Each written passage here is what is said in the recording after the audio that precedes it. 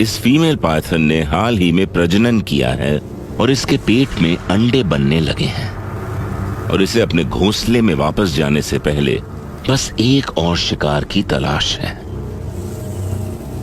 African rock pythons continent के सबसे बड़े सांप हैं। इनका वजन 90 किलो तक हो सकता है और इनकी खुराक भी उतनी ही बड़ी होती है। आज अपना पेट भरने के लिए इस फीमेल को एक बड़े शिकार की तलाश है। पाइथन्स अपनी जीभ का इस्तेमाल करके खाने की गंध का पीछा करते हैं।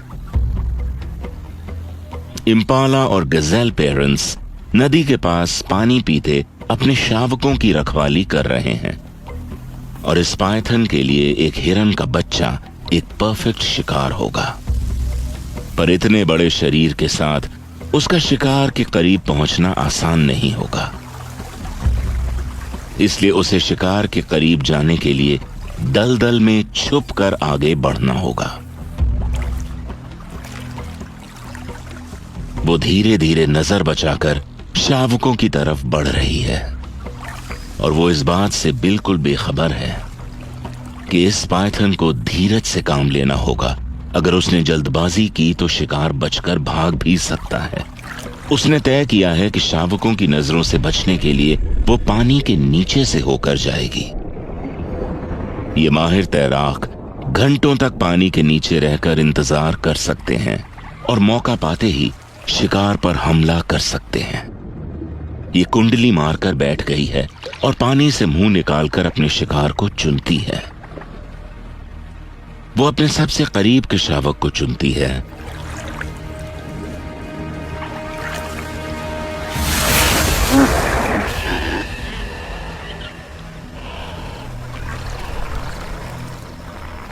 और बस कुछ ही सेकंड्स में उसे जकड़ लेती है। ये अद्भुत रूप से अपने सिर के 3 गुना तक साइज के शिकार को निगल सकती है और इसने अभी अभी गजेल को निगलना शुरू कर दिया है। अपने 100 से भी ज्यादा तीखे घुमावदार दांतों से ये अपने शिकार को अपने पेट की तरफ धकेल रही है। इतने बड़े शिकार को हजम करने में इसके डाइजेस्टिव सिस्टम को कई हफ्ते लग जाएंगे। सींग और खुर ये सब हजम कर लेगी। इसके मां बनने का समय भी अब करीब आने लगा है।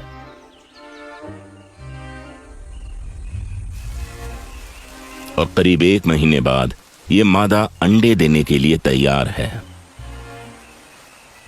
अपने आखिरी शिकार से हासिल की हुई ऊर्जा इसकी प्रेगनेंसी के समय इसके काम आने वाली है।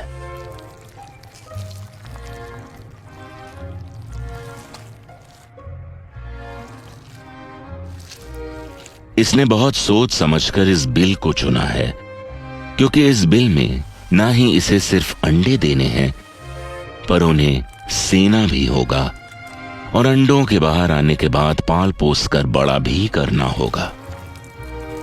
अंडे देने के बाद अपने बच्चों का पोषण करने वाली ये सांपों की इकलौती प्रजाति है।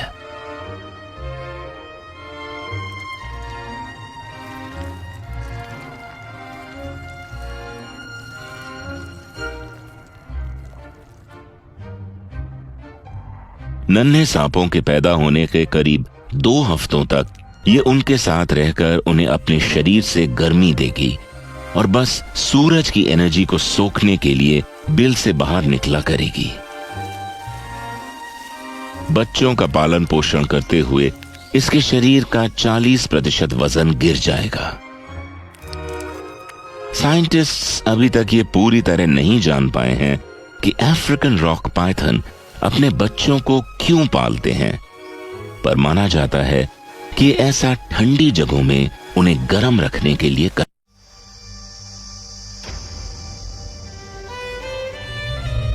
अफ्रीका के विशाल सवाना से दूर समुद्र के किनारे की तरफ स्थित है दुनिया के सबसे खतरनाक रेगिस्तानों में से एक रेगिस्तान। यहां नामिब में, जहां मीलों तक फैला हुआ झुलसा देने वाला रेगिस्तान समुद्र की लहरों से मिलता है, किसी भी जीव का जिंदा रह पाना नामुमकिन सा लगता है। पर कुछ जीवों ने यहां पर भी सरवाइव करने के पैंतरे खोज निकाले हैं। यहां नाबिब की जमीन पर पानी का कोई स्रोत नहीं है। समुद्र से आने वाले कोहरे की कंडेंसेशन से बनने वाली ओस की बूंदों से ये पैल्माटो गेको अपनी प्यास बुझाते हैं। और बस इतने से पानी से ये पैल्माटो गेको इस कड़ी धूप में एक और दिन निकाल पाएंगे। पर इसे यहां किसी और चीज से भी खतरा है।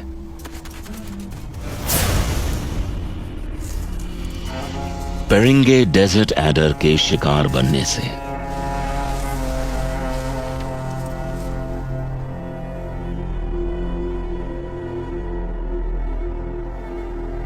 एडर के पास अपनी पानी की खुराक पूरी करने के लिए शिकार के अलावा कोई तरीका नहीं है। इसे जिंदा रहने के लिए और शिकार करना होगा।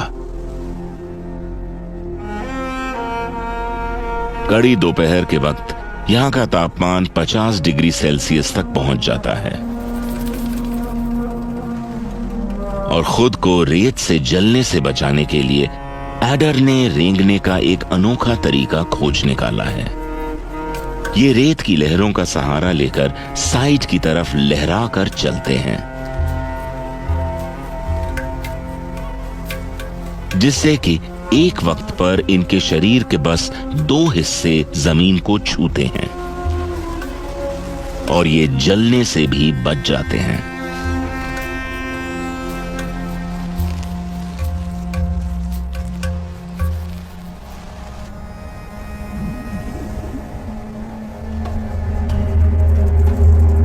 एक शवल स्नाउटेड लिजर्ड भी कुछ ऐसी ही तरह सरवाइव करती है। ये तेजी से चलकर अपने पैरों को जलने से बचाती है, पर किसी ने उसके पैरों के निशान देख लिए हैं। एडर खुद को हमले के लिए तैयार करता है। ये आसपास की रेत को धकेलकर खुद को रेत में छुपा लेता है और बस एक आंख बाहर निकालकर इंतजार करता है। एडर कोई जल्दबाजी नहीं करना चाहता।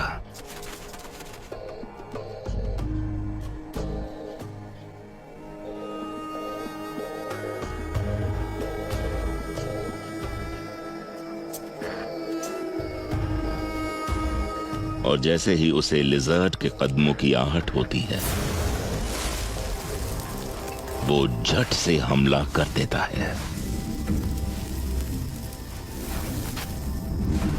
एडर अपने साइटोटॉक्सिक जहर को लिजर्ड में उतार देता है। इसका जहर बाकियों के जहर जितना खतरनाक बेशक न हो, पर अपने शिकार को बेहोश जरूर कर देता है। एडर लिजर्ड को जिंदा ही निगल रहा है।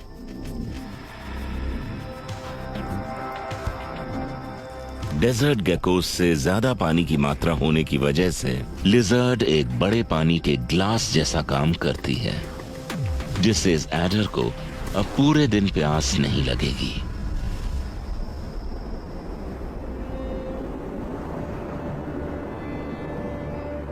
नाबिब ही इकलौती ऐसी घातक जगह नहीं है जहां अफ्रीकन स्नेक्स ने सरवाइव करने का तरीका खोज निकाला है। थोड़ी ही दूर दक्षिण में, जहां सवानाज रेगिस्तान से मिलते हैं, पड़ता है ग्रेट कालाहारी, जहां पानी का कोई नामो निशान नहीं है और इन विशाल सूखे जंगलों में खाने की भारी कमी रहती है। लेकिन केप कोबरा ने यहां मौजूद मौकों का फायदा उठाना सीख लिया है।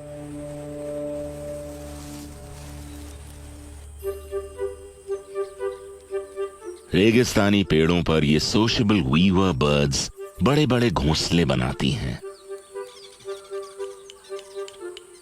ऐसा करने से इनके घोंसले रेगिस्तान में मौजूद खतरों से बचे रहते हैं। पर कोबरा के लिए ये किसी भी दावत से कम नहीं होगा, जिसमें ये जितना चाहें पेट भरकर खा सकते हैं। देखने में ये कोबरास के लिए एक आसान शिकार लगता है, जो कि है भी। ये मैदान और भी कई शरारती जानवरों के घर हैं, जिनसे इन कोबरास का लगभग रोज आमना सामना होता है। एक शेरनी जो एक कछुए की दावत का लुत्फ उठा रही है, एकदम से सांप के पीछे लग जाती है। ये इतने छोटे शिकार पर अपना समय बर्बाद नहीं करना चाहती, पर जब कोबरा उसे पीछे हटने की वार्निंग देता है तो उसकी दिलचस्पी उसमें और बढ़ जाती है। उसे ये किसी खेल की तरह लग रहा है। कोबरा उसे फाइनल वार्निंग देता है, पर शेरनी अभी और खेलना चाहती है। और आखिरकार शेरनी कोबरा को जाने देती है। अब वो अपने शिकार के करीब पहुंच गया है। इन सोशेबल वीवर्स के घोंसले में इन चिड़ियों की कई पीढ़ियां दर्जनों अलग अलग चेम्बर्स में रहती हैं। और अब बस इसे ये तय करना है कि ये दावत कहां से शुरू करेगा।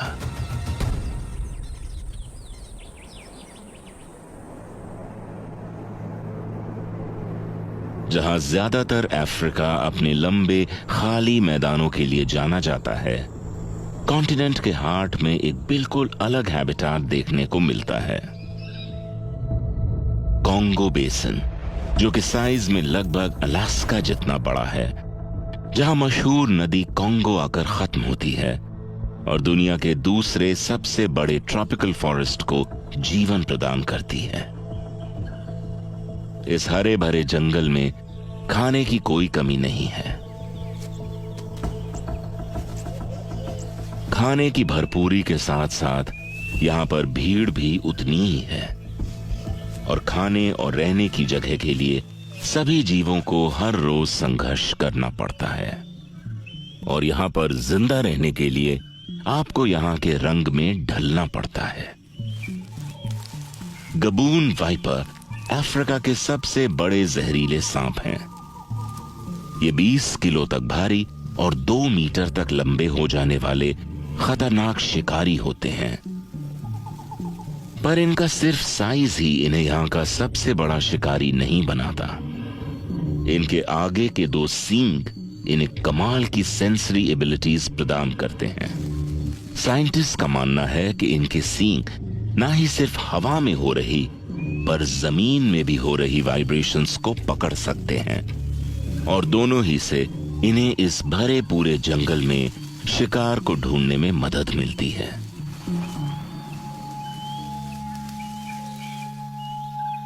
इस शिकारी के पास शिकार करने के लिए बस यही एक हथियार नहीं है। वाइपर्स के दांत सभी जहरीले सांपों में सबसे बड़े होते हैं। इंच भर लंबे, सुई से तीखे और घुमावदार दांत सेकंड्स में बाहर निकलकर शिकार को जकड़ सकते हैं। इन घातक हथियारों से लैस होने के बाद भी गबून वाइपर शिकार का पीछा करना पसंद नहीं करते। इनके सुस्त भारी शरीर की वजह से ये घात लगाकर शिकार करना पसंद करते हैं। इनके पैटर्न वाले स्केल्स इनकी कैमोफ्लेज होने में मदद करते हैं, जिससे ये जंगल की जमीन में जैसे गायब हो जाते हैं।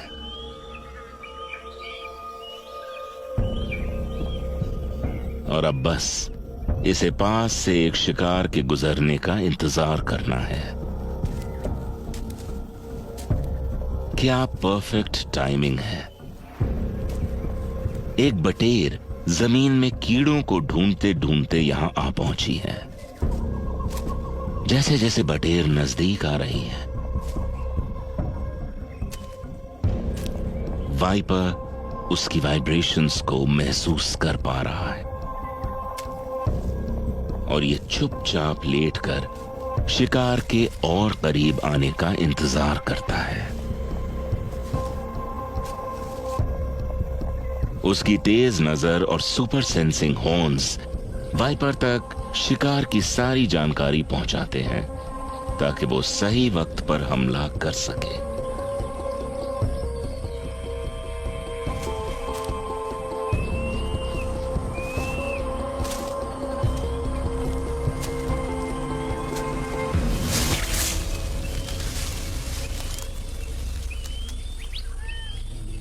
हमले की रफ्तार बटेर को हिलने का कोई मौका नहीं देती है और वाइपर ने अपने विशाल दांतों से बटेर में अपना जहर उतारना शुरू कर दिया है।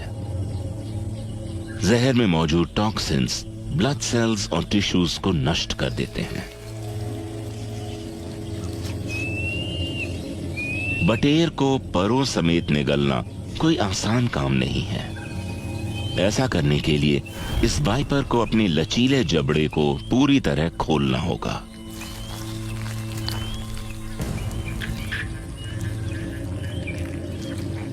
जैसे जैसे वाइपर अपने शिकार को अपने गले की तरफ धकेलता है, उसका ग्लॉटिस बाहर की तरफ निकलता जाता है, जिससे उसे निगलने समय सांस लेने में परेशानी ना हो।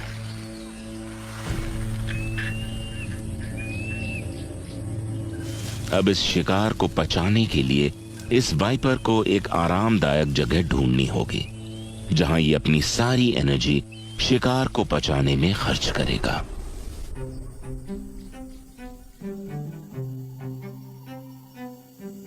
कोंगो के जंगलों में अफ्रीका के किसी भी और जंगल से ज्यादा जीवों की प्रजातियां पाई जाती हैं और इतने भीड़ भड़के वाले जंगल में एकांत मिलना थोड़ा मुश्किल हो जाता है। कोई न कोई हमेशा आप पर नजर रखता है और गड़बड़ होने पर शोर मचाने लगता है।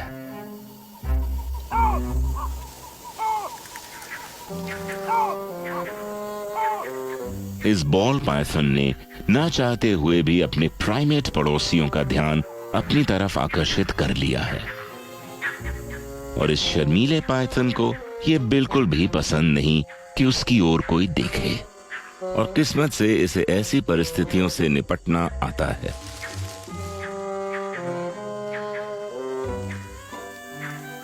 ये खुद को एक बॉल के आकार में समेट लेता है, जिससे कि बाकी जानवरों को इससे खतरा ना प्रतीत हो और आखिर में उसने अपना सिर भी छुपा लिया है। इस तरह से वो देखने वालों को पत्तियों के ढेर की तरह नजर आएगा और अगर उसकी किस्मत अच्छी रही तो कोई उसे पहचान भी नहीं पाएगा।